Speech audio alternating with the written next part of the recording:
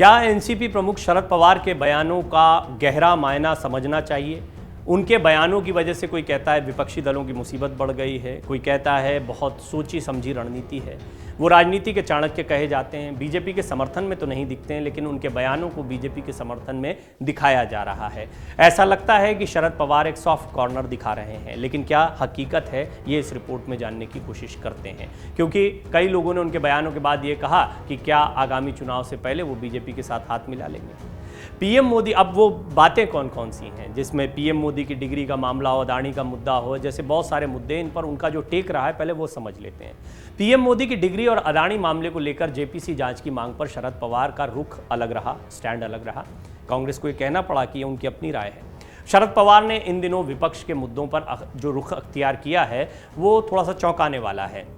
उन्होंने हाल ही में सावरकर, पीएम मोदी की डिग्री और अदानी मुद्दे पर कुछ ऐसे बयान दिए जो विपक्ष की मुसीबत बढ़ा सकते हैं। एनसीपी नेता अजीत पवार ने भी डिग्री मामले में पीएम मोदी का ही समर्थन किया। ऐसे में आइए हम जानते हैं कि शरद पवार के ऐसे बयान कौन कौन से हैं जिससे विपक्ष की मुश्किलें फिलहाल बढ़ती दिखाई देती हैं, या विपक्ष में वो एकता नहीं दिखाई देती, या ये भी कहना गलत नहीं होगा कि शरद पवार उतनी मुस्तैदी से कांग्रेस या विपक्ष के साथ खड़े नहीं दिखाई देते। दरअसल लोकसभा चुनाव 2024 में कुछ ही महीनों का समय बाकी रह गया है। ऐसे में कांग्रेस, आम आदमी पार्टी समेत विभिन्न विपक्षी दलों ने रणनीति के तहत केंद्र की मोदी सरकार को घेरने की एक रणनीति बनाई है। वहीं एनसीपी प्रमुख शरद पवार ने विपक्ष के मुद्दों पर एक रुख अख्तियार कर लिया है जो विपक्ष से अलग दिखाई पड़ता है। उन्होंने बीते कुछ दिनों में सावरकर, देखिए सावरकर का मुद्दा एकदम अलग मुद्दा है। महाराष्ट्र की सियासत में कोई उद्धव ठाकरे भी नहीं कर रहे हैं समर्थन, शरद पवार भी नहीं करेंगे। सचमुच में महाराष्ट्र में सावरकर एक बहुत बड़ा नाम है, बहुत सम्मान और इज्जत से उनका नाम लिया जाता है। तो कोई भी राजनीतिक दल हो वो सावरकर के खिलाफ नहीं बोलेगा, एक्सेप्ट कांग्रेस। कांग्रेस के लिए क्योंकि ये बड़ा मुद्दा बनाया है राहुल गांधी ने, वो आरएसएस पर हमेशा हमला करते रहे हैं और सावरकर पर उनके बयान जो हैं वो काफ़ी विवादास्पद रहे हैं, आलोचनात्मक भी रहे हैं। कई बार सावरकर पर उनके दिए हुए बयानों को लेकर पूरे देश की सियासत गरमाई, कई बार उनके अपने करीबियों ने उनसे दूरी बना ली, खासतौर पर महाराष्ट्र में, क्योंकि महाराष्ट्र की सियासत में सावरकर महत्वपूर्ण है। लेकिन दो और मुद्दे हैं जिनमें कोई परहेज नहीं हो सकता था। इसमें विपक्ष लामबंद दिखता है, शरद पवार साथ नहीं दिखते हैं। उसमें एक है अदानी का मुद्दा। अदानी के मुद्दे को भी समझ लीजिए। अदानी के मुद्दे पर पूरी तरह शरद पवार अलग नहीं है। वो कह रहे हैं जेपीसी की मांग करने भर से कुछ नहीं होगा, सुप्रीम कोर्ट को इसमें दखल करना चाहिए। जेपीसी बनाएंगे तो सरकार के ही लोग ज़्यादातर उसमें रहेंगे, वहाँ न्याय नहीं मिल पाएगा। तो वो ये नहीं कह रहे कि अदानी का मुद्दा जो है उसमें वो अदानी पर जाँच नहीं चाहते हैं या अदानी मुद्दे के खिलाफ है, लेकिन तरीका जो है, जो जेपीसी की मांग पूरा विपक्ष उठा रहा है, उससे उनकी राय अलग दिखाई देती है। और तीसरा बहुत महत्वपूर्ण मुद्दा है, क्योंकि इसमें कोई परहेज नहीं हो सकता था, वो है पीएम मोदी की डिग्री का मुद्दा। बहुत बड़ा मुद्दा नहीं है, लेकिन ये बहुत बड़ा मुद्दा बन गया है। सोशल नेटवर्किंग साइट्स पर आप देखते हैं, कांग्रेस की तरफ से आप देखते हैं और केजरीवाल की तरफ से आप देखते हैं, इसको बड़ा मुद्दा बनाया जा रहा है, पीएम मोदी की डिग्री। इस मामले पर, इन तीनों मामलों पर उन्होंने अपनी राय रखी है। ये वही मुद्दे हैं जिन पर विपक्ष लगातार केंद्र पर निशाना साधता रहा है।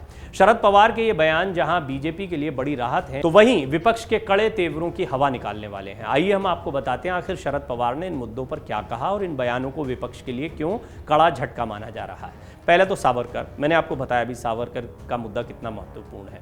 राहुल गांधी अक्सर विनायक दामोदर सावरकर को लेकर बीजेपी पर निशाना साधते रहे हैं। उन्होंने हाल ही में लोकसभा की सदस्यता से अयोग्य ठहराए जाने के बाद की गई प्रेस कॉन्फ्रेंस में भी सावरकर पर बयान दिया था। राहुल से सवाल किया गया कि लोग कहते हैं कि राहुल गांधी माफ़ी मांग लेते तो राहुल गांधी क्या सोचते हैं। इस सवाल पर राहुल गांधी ने कहा कि मेरा नाम सावरकर नहीं, मेरा नाम गांधी है, गांधी किसी से माफ़ी नहीं मांगता। राहुल के इस बयान पर देश की सियासत गर्मा गई, जहाँ बीजेपी ने इस मुद्दे पर राहुल और कांग्रेस पर निशाना भी साधा। वहीं उद्धव ठाकरे ने कांग्रेस के साथ गठबंधन तोड़ने तक की चेतावनी दे डाली थी। उन्होंने साफ शब्दों में कहा कि सावरकर का अपमान बर्दाश्त नहीं किया जाएगा। कांग्रेस और उद्धव गुट के बीच बढ़ती दरार को देखते हुए एनसीपी नेता शरद पवार शांति दूत के रूप में उतरे। उन्होंने राहुल गांधी और सोनिया गांधी के साथ बैठक की और इस दौरान राहुल को ऐसे बयानों से बचने की नसीहत दी। सूत्रों के मुताबिक राहुल गांधी ने बैठक में आश्वासन दिया कि वो सावरकर का संदर्भ देने से बचेंगे। तो अब सावरकर पर आपको राहुल गांधी बहुत बोलते नहीं दिखाई देंगे, क्योंकि इससे फायदा होने के बजाय नुकसान हो सकता है और शरद पवार की शायद ये सलाह जो है, ये नसीहत राहुल गांधी ने मान ली हो। शरद पवार ने नागपुर में एक कार्यक्रम के दौरान कहा, आज सावरकर कोई राष्ट्रीय मुद्दा नहीं है, ये पुरानी बात है, हमने सावरकर के बारे में कुछ बातें कही थी लेकिन वो व्यक्तिगत नहीं थी, ये हिंदू महासभा के खिलाफ था। लेकिन इसका एक दूसरा पहलू भी है, हम देश की आज़ादी के लिए सावरकर जी द्वारा दिए गए बलिदान को नज़रअंदाज नहीं कर सकते। शरद पवार के अदानी मुद्दे पर विपक्ष से अलग राय जो है उसको भी समझना चाहिए। हाल ही में संसद का बजट सत्र खत्म हुआ, ये पूरा सत्र हंगामे की भेंट चढ़ गया। सदन में 19 विपक्षी पार्टियों ने अदानी के मुद्दे पर जेपीसी की मांग करते हुए मोदी सरकार पर भ्रष्टाचार के आरोप लगाए। राहुल गांधी भी लगातार सदन के अंदर और बाहर से इस मुद्दे पर सरकार को घेरते नजर आए, लेकिन शरद पवार ने इस मुद्दे पर अलग स्टैंड लिया।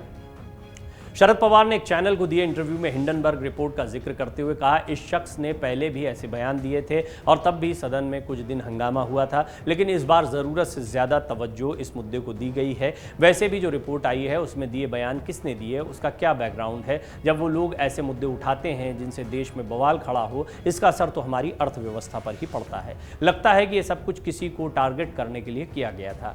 पवार ने अदानी मसले पर जेपीसी की मांग को झटका देते हुए कहा कि ये निष्पक्ष नहीं होगा क्योंकि 21 में से 15 सदस्य सत्ता पक्ष के होंगे। शरद पवार के इस बयान पर कांग्रेस नेता जयराम रमेश ने कहा कि एनसीपी का अपना कोई स्टैंड हो सकता है, लेकिन 19 विपक्षी पार्टियां ये मानती है कि अदानी मुद्दा गंभीर है। मैं ये भी साफ करना चाहता हूं कि एनसीपी और दूसरे विपक्षी दल हमारे साथ ही खड़े हैं, सभी साथ मिलकर लोकतंत्र को बचाना चाहते हैं और बीजेपी की बंटवारे वाली राजनीति को हराना चाहते हैं। अब एक और मुद्दा है पीएम मोदी की डिग्री का मामला। आम आदमी पार्टी की हवा कैसे निकाली गई इसमें। दिल्ली और पंजाब में सत्ताधारी आम आदमी पार्टी इन दिनों पीएम मोदी की डिग्री के मुद्दे को लेकर बीजेपी पर हमलावर है। दिल्ली के मुख्यमंत्री अरविंद केजरीवाल समेत कई नेता लगातार प्रधानमंत्री की डिग्री पर सवाल खड़े कर रहे हैं। हाल ही में मनीष सिसोदिया ने भी तिहाड़ से पत्र लिखकर पीएम मोदी की डिग्री का मुद्दा उठाया था। आम आदमी पार्टी ने रविवार को ही डिग्री दिखाओ कैंपेन शुरू किया, जिसके तहत पार्टी के नेता हर दिन लोगों के सामने जाकर अपनी शैक्षिक योग्यता साझा करेंगे।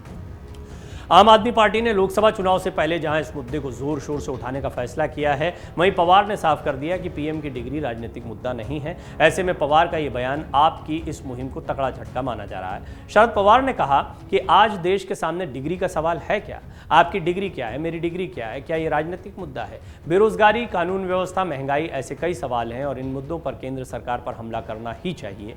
आज धर्म जाति के नाम पर लोगों में दूरियां पैदा की जा रही हैं। आज महाराष्ट्र में बेमौसम बरसात की वजह से फसलें बर्बाद हो गई, इस पर चर्चा जरूरी है। इससे पहले महाराष्ट्र विधानसभा में नेता प्रतिपक्ष अजीत पवार भी पीएम की डिग्री के मुद्दे को बेबुनियाद करार दे चुके हैं। उन्होंने कहा था, जहां तक राजनीति में शिक्षा का संबंध है इसे बहुत महत्व नहीं दिया जाता है। महाराष्ट्र में 4 ऐसे मुख्यमंत्री हैं जो वसंतदादा पाटिल की तरह ज्यादा शिक्षित नहीं थे, लेकिन ये प्रशासन कौशल सबसे अच्छा दिखा चुके हैं।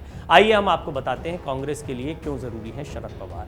2024 के लिहाज से सवाल ये उठता है कि शरद पवार क्या कदम उठाने वाले हैं। अभी इस समय में वो अपने पत्ते नहीं खोल रहे हैं, सिर्फ सियासी बयानबाजी की वजह से अटकलों को हवा मिल रही है। वैसे विपक्षी एकता में शरद पवार एक बड़े सूत्रधार के रूप में काम आ सकते हैं। उनके जैसे दिग्गज नेता कम हैं जिनके सभी पार्टियों के साथ मधुर संबंध हो, जो सभी को साथ भी ला सकें। कांग्रेस के लिए तो शरद पवार का साथ होना इसलिए भी जरूरी हो जाता है क्योंकि वो एक बयान में कह चुके हैं कि देश कांग्रेस मुक्त नहीं हो सकता और देश के हित में कांग्रेस का बढ़ना भी जरूरी है। यानी कि अगर कांग्रेस की अगुवाई वाली विपक्षी एकता होनी है, उसमें पवार दूसरे दलों को साथ लाने का काम कर सकते हैं। यही बात अभी कपिल सिब्बल ने हाल में कही है।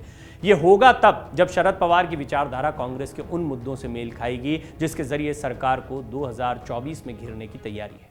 अमर उजाला अब आपके टीवी पर भी। अपने स्मार्ट टीवी पर YouTube पर सर्च करें अमर उजाला, चैनल सब्सक्राइब करें और देखें ताजा खबरें, वो भी HD क्वालिटी में।